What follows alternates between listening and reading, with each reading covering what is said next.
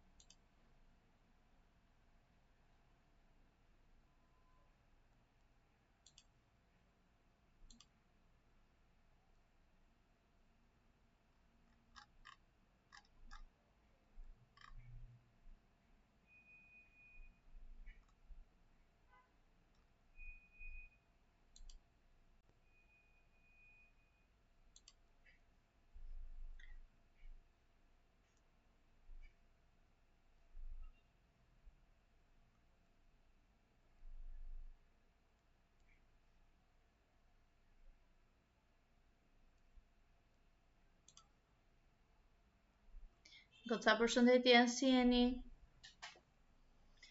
Më dëgjoni? Përshëndetje, Si e Arba, si ke kaluar? mirë, ju si jeni? Mirë. Kozeta, do na flasë sot apo? Jo.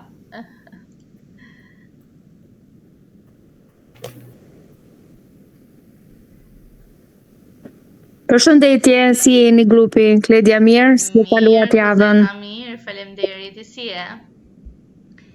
E përpik si Mirë, faleminderit. E përgjithshmja. Okej, shumë Faleminderit. presim edhe pak, shohim mos na bashkohen të tjerë. Sot do trajtojmë marrëdhëniet e punës. Arba ndoshta mund të ketë më shumë informacion për marrëdhëniet e punës. Megjithatë do i trajtojmë rast pas rasti. Presim edhe 5 minuta, të shohim nëse na bashkohen edhe të tjerët që të fillojmë. Okej? Okej.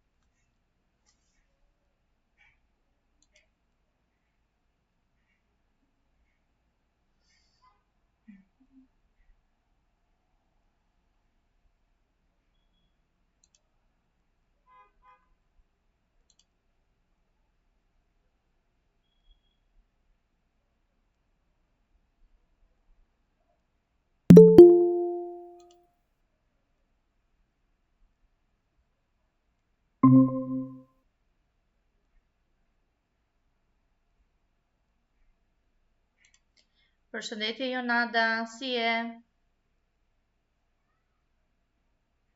Jonada, na dëgjon?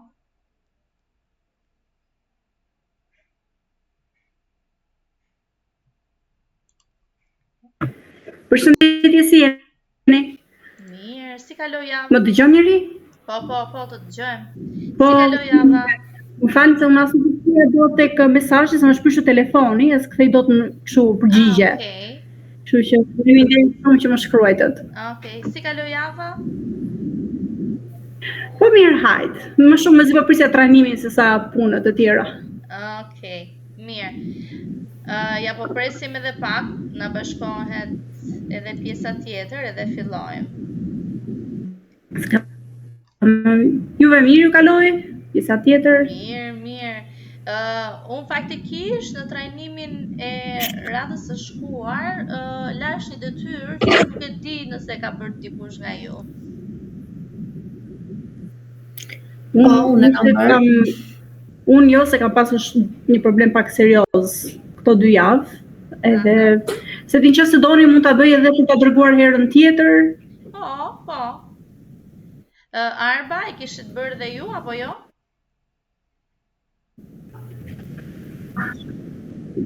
Po.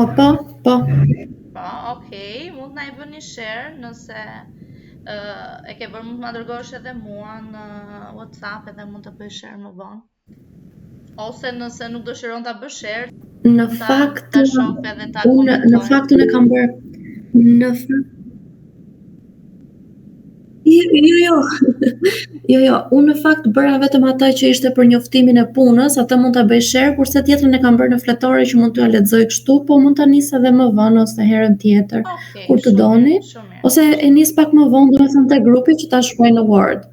Okej, shumë mirë. Mund ta nisësh edhe te grupi, si ta kesh, domethënë edhe ti përmbar, por nëse është diçka që është e bukur edhe është një shembull edhe për gjithë tjerët, shumë mirë do ishte. Këtë se di.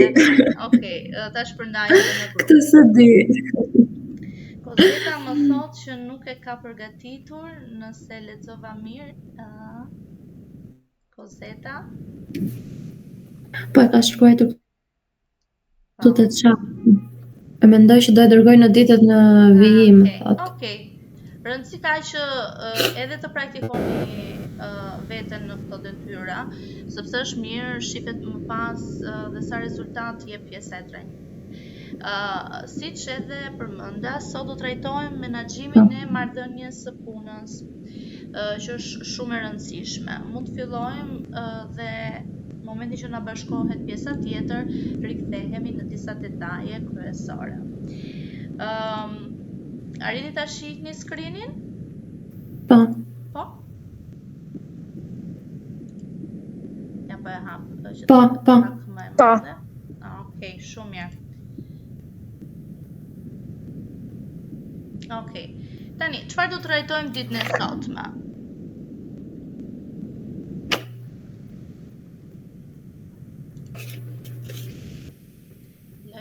Fillimi i marrëdhënies punës, menaxhimi i disiplinës në punë, kush do jenë format e zgjidhjes së marrëdhënies së punës, siguria dhe shëndeti në punë. Në lidhje me pyetjen e parë, do doja pak edhe përgjigje nga ju, duke qenë se ka lidhje me trajnimin e herës që shkoj. Kur mund të filloj një marrëdhënie pune? Kush mund të më japi një përgjigje?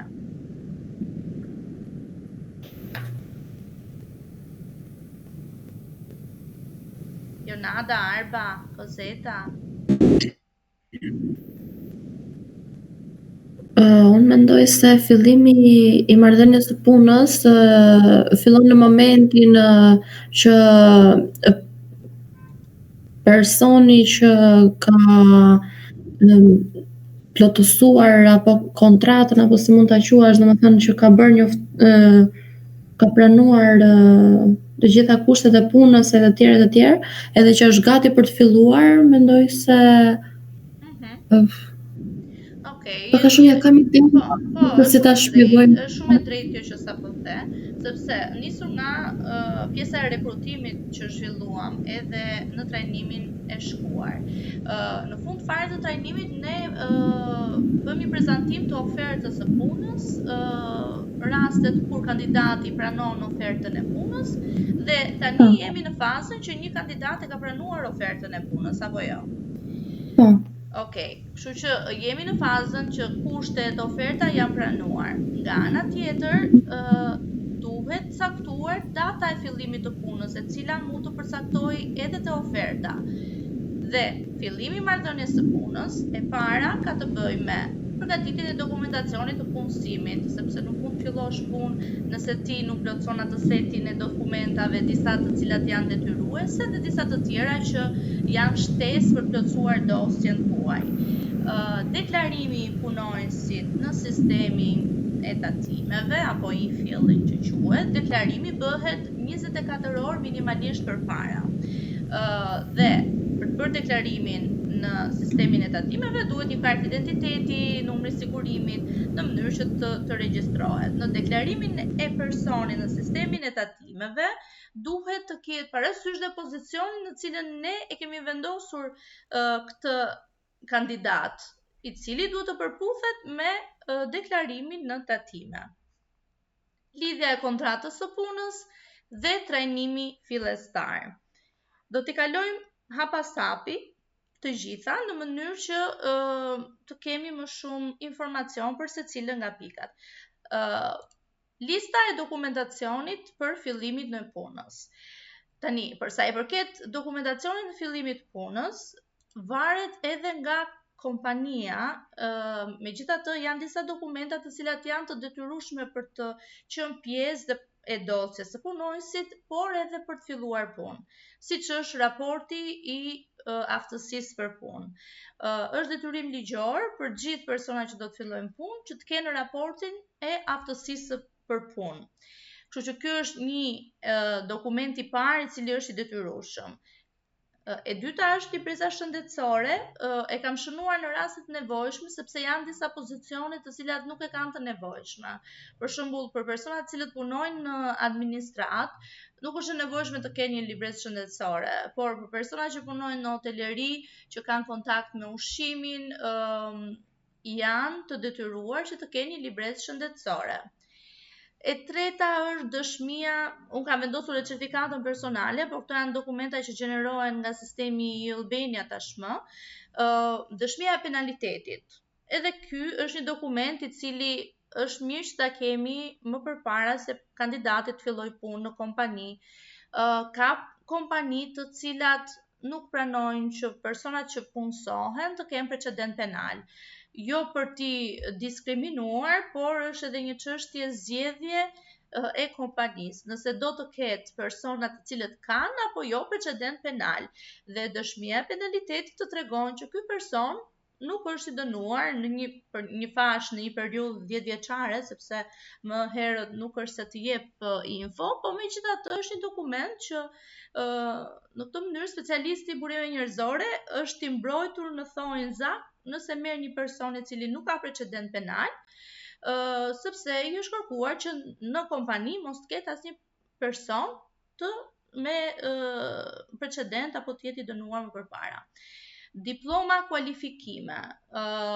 E përmendëm edhe te pjesa e rekrutimit që ne duhet bëjmë punën tonë për sa i takon pjesës verifikimit të kualifikimeve dhe diplomave, sepse gjatë intervistës mundet të thuhen shumë detaje të cilat duhen përtetuar dhe duhen verifikuar. Këto diploma dhe kualifikime mund të kërkohen edhe përpara se ti t'i dërgosh ofertën e punës. Por megjithatë, mundet edhe t'ia kërkosh më pas se ke mirëbesimin dhe beson në informacionin që të është dhënë nga kandidati. Kemi më pas librezën e punës, e cila nuk është hequr, është një dokument që duhet në dosjen e punonjësit. Vërtetimi i banimit që mund të zvendësohet paksa ndoshta me certifikatën personale, sepse në certifikat personale siç edhe mund të keni informacion, është i vendosur edhe vend banimi dhe adresa duhet të jetë e saktë.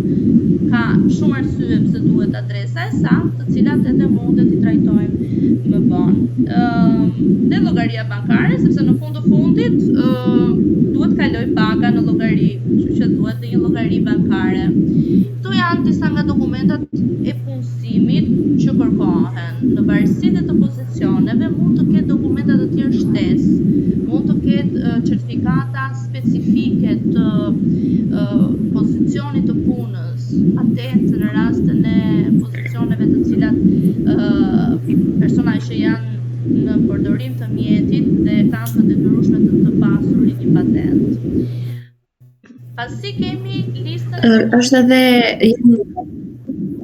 janë edhe për njohja e gjuhëve të huaja, për shembull ka raste që dhe kërkohet nëse ke bërë kurs për gjuhën e huaj.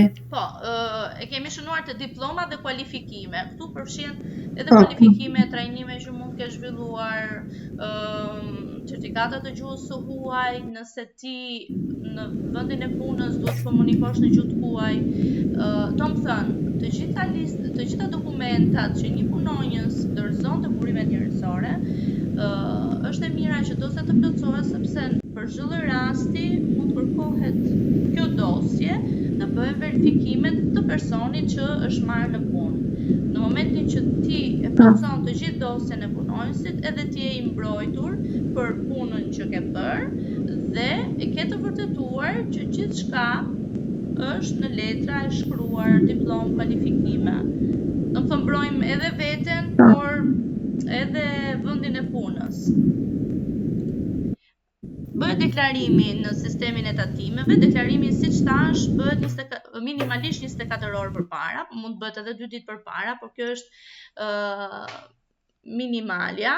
Ka raste që por që mos deklarimi në kohë sjell penalitete për punëdhënësin. Atëherë, kontrata. Më fal, të bëj një pyetje para se të ma kalo pak të lutem edhe një herë të slajdi parë. Vetëm një pyetje shumë shkurt. Të dokumentat. Po. Për shembull, disa nga këto pika, disa nga këto dokumente janë të rinovueshme çdo ditë apo jo? Se un kam të bëj me disa kompani Neve për shembull te organizata që punoj unë, na e kërkojnë, unë jam pjesë e administratës, na e kërkojnë çdo vit. Që për shembull është libresa shëndetësore, KML dhe dëshmi penaliteti, këto gjërat. Atëherë ju Më thënë si qëndron. doktor kompanie? Urdhro? Ju keni një doktor kompanie? Jemi vetë doktor pune, mjek pune, se mjek pune jemi kështu si... Në pozicion? Jo, unë jam medical case, unë jam pjesë e administratës që kam një mjek pune për krah, por puna kalon nga unë, po unë aty ku jam e punësuar, ma kërkon burime njerëzor çdo vit. Kurse unë si mjek pune, KML-n e kërkoj çdo vit. Nga punonësit e kompanive që kemi kontrata. E kuptoj. Atëherë, libresat shëndetësore merret me kartelat mjekësore. Merrem me kartelat mjekësore, edhe kartela vjen në inspektoriati i punës dhe më kontrollon. Unë mbaj një kartel mjekësore për çdo pacient që për filan për një X kompani. Edhe përretësoj dokumentat, deklarat mjekësore, kartel. Një ndër këto është edhe KML-ja, që unë e kërkoj çdo vit, po që jo çdo person ma sjell, më kupton? Po që e don ligjet dhe na kërkojnë. Disa nuk e sjellin, disa e sjellin vetëm një herë që fillon punë për në fillim edhe kaq. Më herët ka qenë që raporti mjekoligjor rinovohet çdo 6 muaj apo çdo 1 vit. Po raporti në kompanitë që kanë një mjek kompanie, një doktor, nuk është i nevojshëm që të dërgohet çdo vit. Ndërkohë libreza shëndetësore po, sepse ka një vlefshmëri 1 vjeçare dhe pas 1 viti nuk është më e vlefshme. Ndërkohë raporti sillet momentin e parë sepse tregon aftësinë për punë dhe gjatë periudhës që ky punonjës është në punë, doktori i kompanisë ka detyrim që të bëj kontrolle çdo 6 muaj dhe të kërkoj analiza të ndryshme, check-up për punonjësit, këtë pjesë e bën ne. E kuptoj. Gjithë kartelës së punonjësit. Në rast kontrolli nga inspektoriati kontrollon kartelën e punonjësit dhe raportin e parë që ai ka ardhur në punë. Në punë, po. Nuk është e nevojshëm raporti. Për kompanitë që nuk kanë një mjek kompanie, po është e nevojshëm që të nxirret edhe raporti të rinovohet. Po nëse ka kartela mjekësore dhe ti i pajis të kartela me gjithë analizat dhe bën rikontrolle çdo 6 muaj, mban shënime për rikontrolle në regjistra siç e keni, nuk është më e nevojshme që ti të kërkosh raportin që je i afër punë çdo vit. Nuk bën sens. Kalojmë te kontrata e punës. Atëherë pas deklarimit lidhet kontrata e punës me punonjësin. Sipas kodit të punës, punëdhënësi ka të drejtë 7 ditë për të bërë lidhjen e kontratës së punës. Po çfarë është kontrata e punës? E kam shpjeguar me pak fjalë, është një marrëveshje që lidhet ndërmjet punëdhënësit dhe punëmarrësit, rregullon marrëdhënien e punës dhe përmban të drejtat dhe detyrimet e palës. Në kontratën e punës, punëmarrësi merr përsipër të ofrojë punën ose shërbimin e vet për një periudhë të caktuar ose të pacaktuar dhe për këtë punë që ai kryen të marrë një shpërblim. Format e kontratës së punës, forma normalisht lidhet me shkrim, domethënë është në formë të shkruar, ndryshohet gjithashtu me shkrim nëpërmjet aneks kontratave për çdo lloj të drejtë detyrimi, ndryshime, shpaga, pozicioni, por që duhet dakordësia e të dyja palëve. Dhe nëpërmjet kësaj kontrate merret përsipër kryerja e një pune të caktuar siç e përmendëm. Por kontrata e punës ka disa elemente të cilat janë detyruese për të qenë pjesë e kontratës. Dhe janë identiteti i palëve, që është i detyrueshëm për të qenë pjesë në kontratë, punëdhënësi, punëmarrësi, të dhënat specifike për secilin, vendi i punës për shkrimin e përgjithshëm të punës, edhe kjo është detyruese për të përfshirë në kontratë, data e fillimit të punës, e cila duhet të jetë e njëjtë me datën e deklarimit, kozgjatja e kontratës, kozgjatja e pushimeve, afatet e njoftimit, paga dhe elementet e saj, koha normale javore e punës, periudha e provës dhe masa disiplinore, po edhe rastet e zgjidhjes së marrëdhënies punës. Tani un kam një draft kontrate që do doja ta hapja në mënyrë që ta shohim në detaje. Sa të hapet, po kalojmë te slajdi që shpjegon kozjatjen e marrëdhënies punës. Domethënë, kontratat lidhen me afat të caktuar, po dhe me afat të pacaktuar, ose me kozjate të caktuar, me kozjate të pacaktuar. E shihni kontratën apo jo? Kontratën e shihni? Kam përshtypjen se s'e shih. Koma jo për mua. Koma jo. Ja. Jo. Ta bëj share. Një sekonda. Do shihim screen vetëm për PowerPoint-in. Po. Tani po besoj. E shihni tani?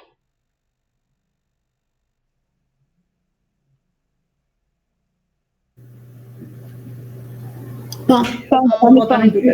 Atëherë, domethënë te PowerPoint-i do keni një dokument Word-i që bën double click dhe hapet kontrata e punës, cilën mund ta keni dhe ju si një draft.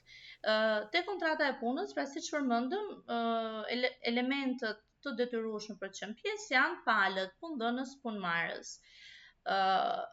Është e rëndësishme të vendoset në kontratën e punës adresa e banimit, sepse kjo na duhet në rastet kur kemi të bëjmë me njoftime të ndryshme ndaj punëmarrësit ose në rastin e zgjidhjes së marrëdhënies punës.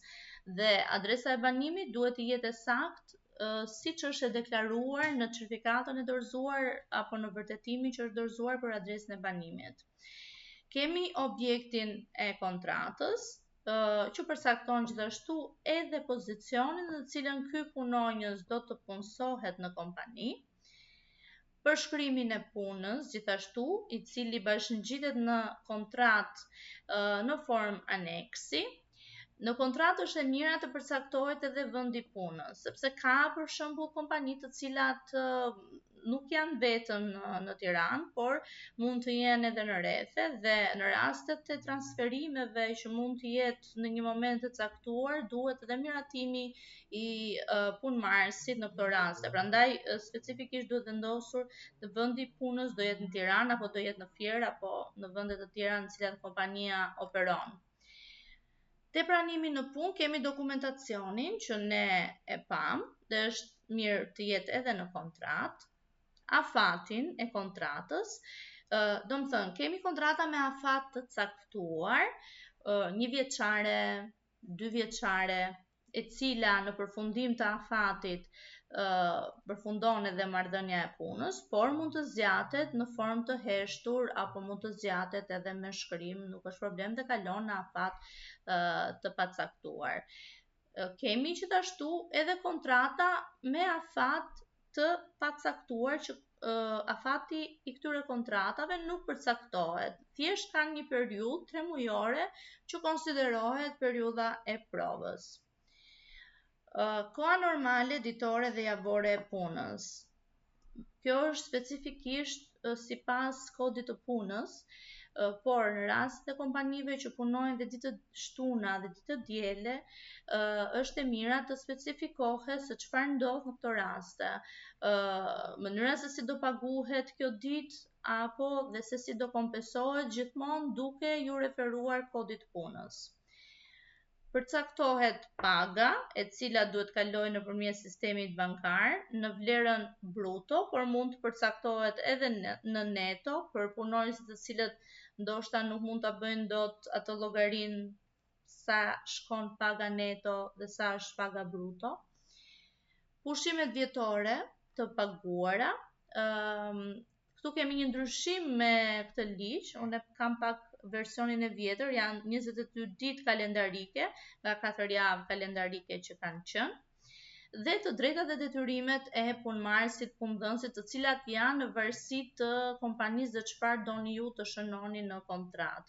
Domethënë këtu keni dorë të lirë në thonjza, por pa shkelur ligjin, sepse edhe nëse ju mund të shkruani çfarë ju dëshironi, në fundit nëse do ketë një përballje në gjykat, është ligji dhe kodi punës ai që prevalon dhe kontrata bie poshtë nëse është bërë për të shkelur të drejtat e punëmarrësit. Masa disiplinore është e mira të përcaktohen në kontratë, por edhe në rregulloren e brendshme të kompanisë, procedura për zgjidhjen e marrëdhënies punës, hapat që duhet të ndjekim në secila raste dhe afatet e njoftimit për zgjidhjen e marrëdhënies së punës. Ky është një draft kontratë. Aneksi i kontratës i përshkrimit të pozicionit të punës. Për shembull, këtu janë bërë detyrat dhe përgjegjësitë ndoshta për një pozicion recepcionist. Është e mira të përcaktohet departamenti, titulli i pozicionit, por këto i sqaruam edhe tek pjesa e përshkrimit të punës. Pra siç është përshkrimi i punës i krijuar në momentin e parë, siç e përmendëm në trajnimin e rekrutimit, për çdo pozicion pune në kompani duhet të ketë një përshkrim pune, dhe këto përshkrime pune është e mira të vendosen edhe te kontrata, që të jetë e njëjta gjë, mos kemi dy gjëra të ndryshme. Ka ndonjë pyetje në lidhje me kontratën?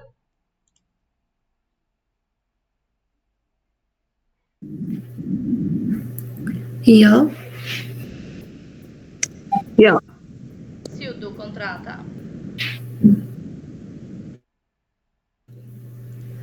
Unë në fakt e kam kodin e punës edhe kontratat i kam pas bërë në shkollë, student, edhe në rikujtim. Okej. Por duhet të kesh parasysh që momentin e parë që lidhet një kontratë me punëmarrësin, është shumë e rëndësishme të shënohen saktë të gjitha të dhënat, por dhe të përcaktohen mirë, sepse ky dokument është më pas që ti mund të përdorësh në rast të shkeljesh apo për të marrë një masë disiplinore, dhe ky është dokumenti që ti duhet të respektosh.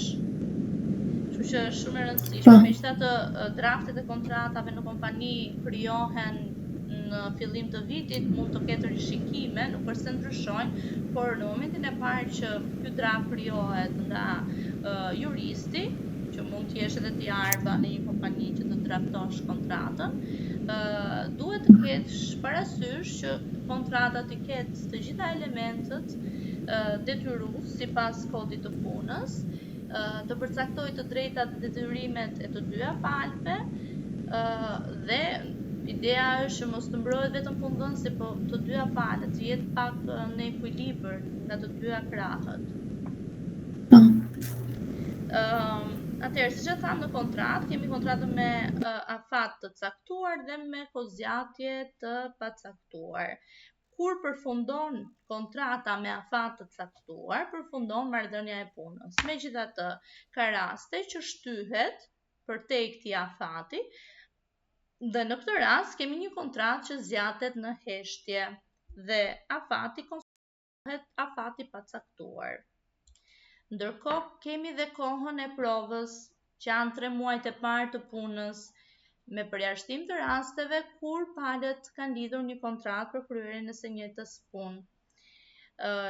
Gjatë kohës së provës, nëse punëmarrësi nuk e kalon periudhën e provës, me një vendim apo me një njoftim 5 ditë përpara, mund të bëhet zgjidhja e marrëdhënies së punës. Megjithatë, ka disa kompani që përdorin edhe formatin e vlerësimit të performancës për periudhën e provës, në të cilën përcaktohen arsyet se nuk kalon periudhën e provës. Kalojmë tek onboarding. Nuk e di nëse ju thot gjë pjesa e onboarding, është si term që përdoret, ose induction training. Ju thot gjë? Loca? Për momentin s'më kujtohet, por e di që si fjalë kam dëgjuar. O Jonada, e ke dëgjuar? Mos është një lloj kontrate kjo? Jo, nuk është pagashu një lloj kontrate, po jo. Po të doja dhe Jonadën. Jonada? Më thot diçka, po Momentin që ke për momentin në kompania, ke bërë ndonjë trajnim fillestar? Do foja mos është edhe pjesa që, për shembull, e fundit që unë ka pasur, ka qenë me një burime njerëzore që 2 ditët e para, ato më kanë shpjeguar pak se çfarë do ndodhi, jo këto pjesën e sigurisë në ambientin e punës. Dhe pastaj kemi filluar trajnimin. Nuk e di nëse kjo është ajo. Kjo është onboarding, do më thënë kemi onboarding dhe offboarding. Onboarding është gjithë procesi I përshtatjes së një punojësi me kompaninë dhe në varësi të kompanisë bëhet një plan trajnimi. Mund ta gjeni edhe tek Exceli që kam vendosur një draft induction training apo onboarding plan. Bëhet një lloj programi trajnimi I këtij punojësi të ri për një periudhë 2 javore apo për një periudhë 3 mujore. Kjo është në varësi se sa të zhvilluar e ka kompania pjesën e trajnimit fillestar. Dhe është shumë e rëndësishme pjesa e induction training apo e onboarding të një punojësi të ri, të njihet me proceset e punës, me kolegët, por edhe se çfarë kërkohet prej tij në momente të caktuara, në mënyrë që përpara përfundimit të periudhës 3 mujore ai ta ketë të qartë se çfarë ka realizuar gjatë kësaj periudhe dhe çfarë duhet të bëjë tjetër. Unë po e hap formatin që ju t'i keni një sy. Por çdo person që fillon punë në një kompani është e vështirë fillimi. Pjesa e përshtatjes dhe këto programe ndihmojnë që punojësit e rinj të përshtaten më shpejt, të marrin informacionin e duhur dhe mos kemi ato largime për mos kalimin e periudhës së provës.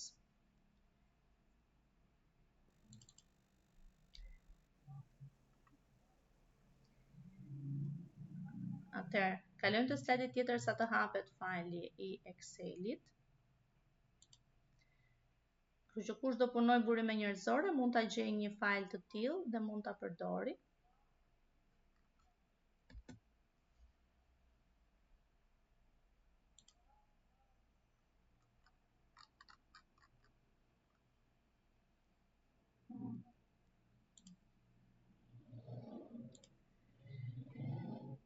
Okej, po ja bëj share.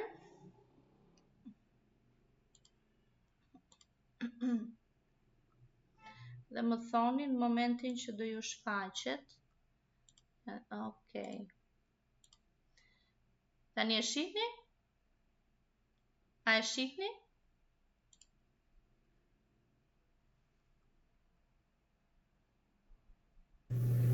Jo. Nuk e shihni. Akoma jo. Jo.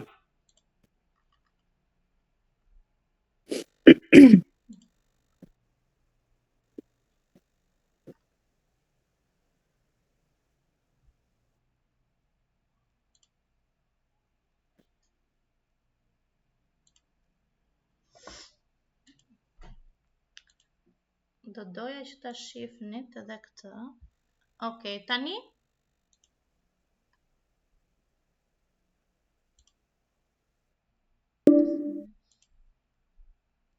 Ja.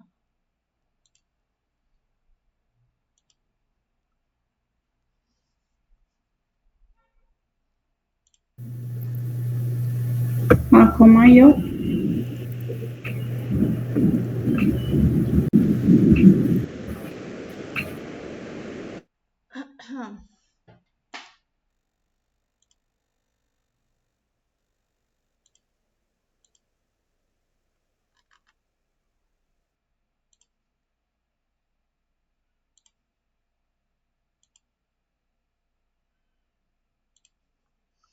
Okej, ma bllokoi kompjuterin ky fajli I Excelit. Kthehemi edhe një herë tek prezantimi. Atëherë, ideja që po ja shpjegoj me fjalë, ju ta shihni edhe vetë. Në këtë checklistën përcaktohet emri, pozicioni I punës, menaxheri dhe përdej që do mbikëqyr punojësin, departamenti, data e fillimit të punës. Dhe e mira është që përpara se të filloj ky onboarding, pak një javë përpara, komunikon HR-i, sepse HR-i është ai që ndjek pjesën e onboarding, komunikon me menaxherin e departamentit të punëmarrësit se në cilat departamente do bëhet ky trajnim fillestar.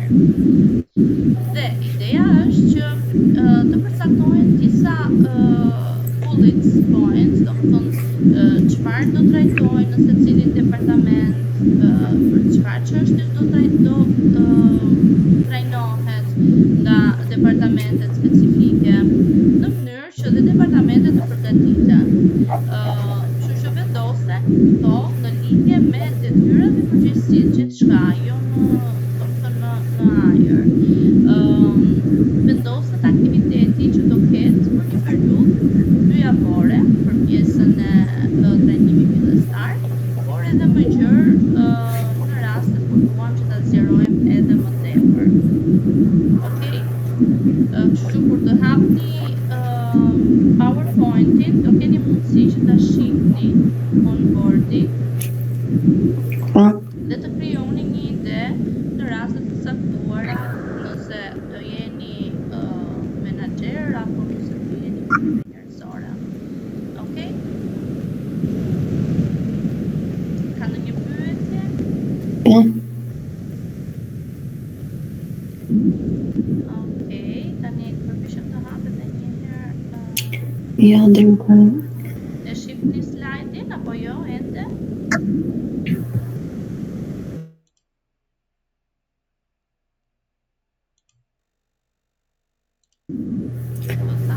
Jo, akoma.